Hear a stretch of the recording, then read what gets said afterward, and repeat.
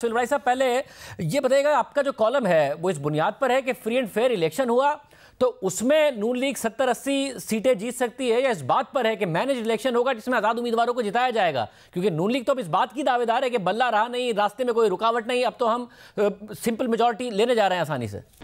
देखिए शाहजेब खान ज़ादा साहब, अब तक जो हमारे साहब जो इतलाआत हैं, ये हमारा कोई ज़ाती तजिया नहीं है।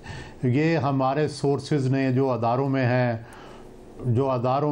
जो सर्वेज़ हैं, ये सारी उन चीज़ों से हमने अखज़ किया है। लेकिन सबसे बड़ा जो इस वक्त सवालिया निशान है वो कन्फ्यूजन है। कन्फ्यूजन ही इस इलेक्शन का सबसे बड़ा लफ्ज़ हो सकता है। और इसी तरह मुझे जो स्ट्रेटजी बनाने वाले हैं उनमें भी ये कन्फ्यूजन नज़र आता है कि वो अपने अंदाज़े भी और अपनी ये जो सीटों की हैसियत है, ये भी उन्होंने कई स्ट्रेटजीज़ बदली हैं। ये जो स्ट्रेटजी थी कि जिसमें ये कहा जा रहा था कि स्प्लिट मैंडेट होगा, 70-80 सीटें उनकी होंगी, 50-60 सीटें पीपल्स पार्टी होंगी, कोलिशन एक गवर्नमेंट बनेगी पीपल्स पार्टी की, ये पहले था।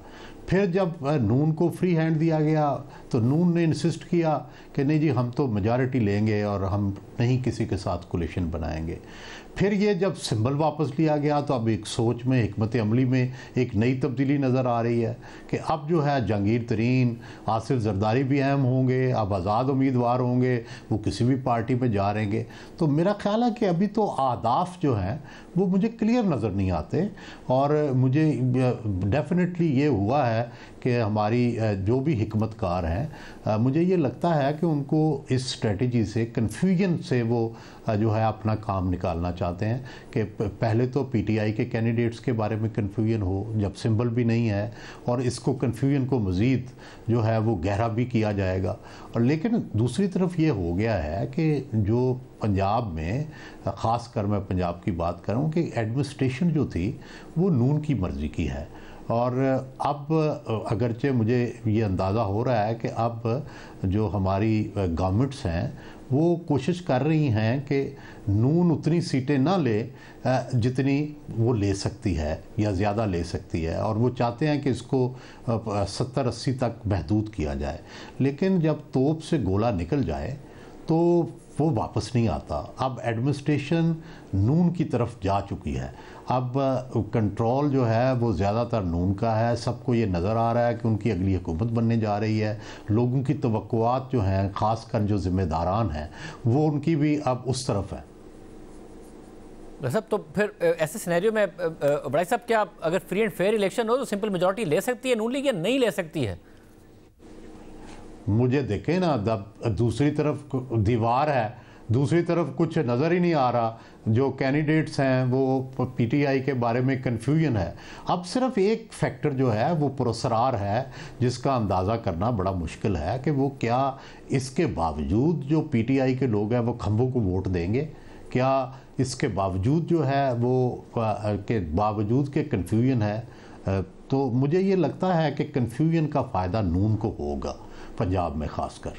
साफी साहब, आप बताइएगा, क्या वाकई एक कन्फ्यूजन है रियासती इदारों की तरफ से, और उस कन्फ्यूजन में जो नया फैसला है वो अब यह है कि आज़ाद उम्मीदवार जीते हैं, सिंपल मेजॉरिटी कोई पार्टी ना ले, मगर इस वक्त इंतज़ामिया बहुत ज़्यादा उनके फेवर में चली गई है, इसलिए सिचुएशन कंट्रोल में भी नहीं है इदारों के? क्या आपकी मालूमात भी यही कह रही है? मेरे ख्याल में ये सब कुछ बाय डिफ़ॉल्ट हो रहा है, क्योंकि हरीफ तो एक है और वो मालूम है, और किसको स्क्वीज़ करना है वो मालूम है। लेकिन दूसरी तरफ किसको नवाजना है वो एक की बजाय तीन है। एक मुस्लिम लीग नून है, दूसरी पीपल्स पार्टी है, और तीसरी आईपीपी या परवेज़ खटक साहब की पार्टी भी है। अब चूँकि इन तीनों को बरतरी दिलवाना है या तीनों को खुश रखना है, तो इसलिए कभी टिल्ट एक तरफ, कभी दूसरी तरफ, कभी तीसरी तरफ नज़र आता है। लेकिन मेरे ख्याल में वहाँ पे इस हद तक यकसुई है कि पीटीआई किसी भी सूरत कबूल नहीं है। जो सोहेल वड़ाई साहब के अल्फाज है कि पीटीआई की कबूलियत नहीं है, लेकिन इन तीनों पार्टियों की कबूलियत है। अब उन तीनों पार्टियों के एक्टिविटीज़ पे भी मुनहसर होता है, उनके बयानात पे भी मुनहसर होता है। कभी हमें टिल्ट एक की तरफ ज़्यादा नज़र आता है, कभी दूसरे की तरफ, और कभी तीसरे की तरफ। लेकिन इतनी बात क्लियर है कि ये तीनों वो कबूलियत वाली जमातें हैं और पीटीआई अदम कबूलियत वाली जमात है। साहब, और इस सब में आज ज़ाहिर आर्मी चीफ ने खिताब किया जिन्ना कन्वेंशन सेंटर में नेशनल यूथ कॉन्फ्रेंस से, क्या आपकी नज़र में एक क्या कंक्लूजन ड्रॉ करेंगे आप एक सीनियर सहाफ़ी के तौर पर उससे? देखिए, एक तो वो बार बार जो उनकी तकरीर का क्रक्स था वो पाकिस्तान के पोटेंशियल और पाकिस्तान की सलाहियतों और पाकिस्तान की आबादी की सलाहियतों पे भी और कुदरती वसाइल की सलाहियतों पे भी उन्होंने फोकस किया हुआ था। और वो ये कह रहे थे कि हमें किसी महरूमी का एहसास महरूमी का शिकार नहीं होना चाहिए, हमें किसी प्रोपेगंडे का शिकार नहीं बनना चाहिए और पाकिस्तान का मुस्तकबिल रोशन है। दूसरा, उन्होंने इस बात पे फोकस किया हुआ था कि हम अगर मगरिबी तहज़ीब की तक़लीद हमने करनी है और हमने अगर मगरिब की तरफ जाना है तो फिर हिंदुस्तान से आज़ादी लेने की क्या ज़रूरत थी। तो गोया वो अपने वैल्यूज़ को और अपने अक़दार को अपनाने पे ज़ोर दे रहे थे। तीसरा, उन्होंने इससे पहले भी उनकी जो तकरीरें होती हैं उसमें सोशल मीडिया पे बड़ी सख्त तनकीद होती है, तो आज भी उन्होंने सोशल मीडिया पे बड़ी सख्त तनकीद की। लेकिन इलेक्शन और सियासत के हवाले से एक चीज़ बहरहाल आज ये क्लैरिटी आ गई कि उनके मुख्तलिफ सवालों के जवाब देते हुए वो बार बार 8 फरवरी के इलेक्शन को रेफ़र कर रहे थे, तो उससे वो कन्फ्यूजन हमेशा के लिए ख़त्म हो गई मेरे ख्याल में कि इंतखाबात होंगे या नहीं होंगे, क्योंकि बार बार वो 8 फरवरी के इलेक्शन की तरफ और नौजवानों से कह रहे थे, लोगों से कह रहे थे कि अब उनका काम है कि वो अच्छे लोगों को वोट दे। दूसरी बात एक उन्होंने ये कही कि वो DGI भी रहे हैं, DGMI भी रहे हैं और वो सियासतदानों को मुख्तलिफ जमातों को अंदर से जानते हैं। तो सियासत का अल्टीमेट गोल उन्होंने कहा कि इक़्तिदार का हुसूल होता है, लेकिन उसके साथ उन्होंने ये कहा कि किसी पार्टी में भी सब अच्छे लोग नहीं हैं और किसी पार्टी में भी सब बुरे लोग नहीं हैं। हर पार्टी में अच्छे लोग भी हैं और बुरे लोग भी हैं और हर इदारे में अच्छे लोग भी हैं और बुरे लोग भी हैं।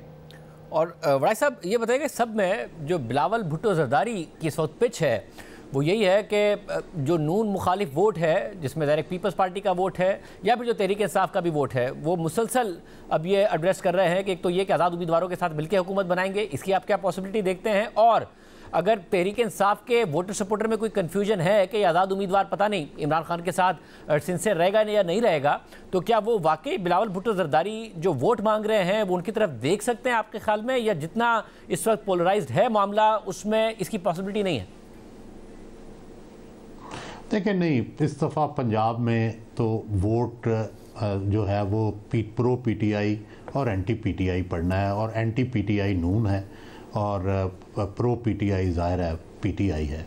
तो मुझे नहीं लगता कि इसमें ये गुंजाइश है। ये मुस्तकबिल में शायद कोई इसका फ़ायदा हो जाए, लेकिन आपको पता है हर इलेक्शन जो है वो एक चीज़ पे फोकस्ड होता है, और ये इस दफ़ा ये फोकस्ड है सिर्फ एक ही चीज़ पर कि क्या कोई PTI के साथ है या क्या कोई PTI का मुखालफ है। अगर जो PTI का मुखालफ है नून के साथ है पंजाब में, और जो PTI का हामी है वो PTI के साथ होगा या पता नहीं आज़ाद उम्मीदवार के साथ होगा, तो ये कन्फ्यूजन मौजूद है। लेकिन मुझे नहीं लगता कि पीपल्स पार्टी सेंट्रल पंजाब में और नॉर्थ पंजाब में अपनी इस जो रेटरिक है या ये जो बयानियाँ है इससे कोई मुअस्सर फ़ायदा उठा सकेगी। हाँ, मुस्तकबिल में हो सकता है कि ये जो है इससे कोई फ़ायदा उठा लें। और आप साफ़ी साहब, खैबर पख्तूनख्वा ज़ाहिर एक बहुत ही अहम सूबा रहा है तहरीक इंसाफ के लिए, और अब भी जो तहरीक इंसाफ के कुछ रहनुमा वो ऑफ द रिकॉर्ड ये कहते हैं कि हमें नज़र आ रहा है कि मरकज़ में पंजाब में शायद ना जगह बने, मगर खैबर पख्तूनख्वा में ये हम बाकायदा तौर पर इतने पॉपुलर हैं कि अगर हमारे आज़ाद उम्मीदवार जीतेंगे तो भी वो पार्टी को नहीं छोड़ के जाएंगे। वहाँ पर अभी भी PTI बड़ी कॉन्फिडेंट है। आपके ख्याल में हुकूमत बनने का चांस है PTI का वहाँ?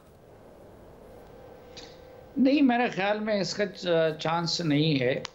कल के बारे में तो कोई कुछ नहीं कह सकता, लेकिन उसकी एक वजह तो ये है कि जो खैबर पख्तूनख्वा से जो प्रोमिनेंट उम्मीदवार थे PTI के, वो एक तो परवेज़ खटक साहब थे जो जिन्होंने अपनी अलग जमात बना दी और वो PTI से अलग हो गए, और अब तो उनका नंबर 1 निशाना PTI है। उस रोज़ वो कह रहे थे कि मैं खैबर पख्तूनख्वा से PTI का नामो निशान मिटा कर दम लूँगा। दूसरे जो प्रोमिनेंट लोग थे, मुराद सईद वगैरह थे, अली अमीन गंडापुर है, तो वो गायब हैं। और वो मुराद सईद वगैरह तो ख़ुद इलेक्शन में हिस्सा भी नहीं ले रहे हैं। तीसरा प्रॉब्लम उनको ये है कि अब जब उनको निशान नहीं मिला तो उनके कई हलकों पे 2-2, 3-3 लोग खड़े हैं और हर कोई ये समझता है कि पीटीआई का उम्मीदवार वो है, तो उसमें भी उनको अभी मसाइल दरपेश है, इख्तिलाफात शेर अब्दुल मरवत के और बाकी ग्रुपों के एक दूसरे के साथ इख्तिलाफात भी आपके सामने हैं। हाँ, एक चीज़ और है कि जो अपोजिशन की जमातें हैं यानी पीटीआई की जो मुखालिफ जमातें हैं, इस वक्त वो आपस में उलझी हुई है। मसलन अवामी नेशनल पार्टी वज़ारत आला की ख्वाहिशमंद थी, अब उनकी राय ये है, उनको ये शक है कि शायद परवेज़ खटक भी वज़ारत आला के उम्मीदवार हैं, तो वो परवेज़ खटक को अक्सर निशाने पे लेते हैं। फिर JUI वज़ारत आला की ख्वाहिशमंद थी, वो ANP वाले उनको भी निशाने पे लेते हैं। तो जो पीटीआई मुखालिफ जमातें हैं इस वक्त खैबर पख्तूनख्वा में, वो भी आपस में उलझी हुई है और मुझे तो ये नज़र आता है कि खैबर पख्तूनख्वा में बिल्कुल एक मलगोबा बनेगा जिसमें सबसे बड़ी पार्टी जो उभरेगी वो भी 20 से 30 सीटों के साथ उभरेगी और बाकी 10-15 इसी तरह बाकी सब में तकसीम होगी।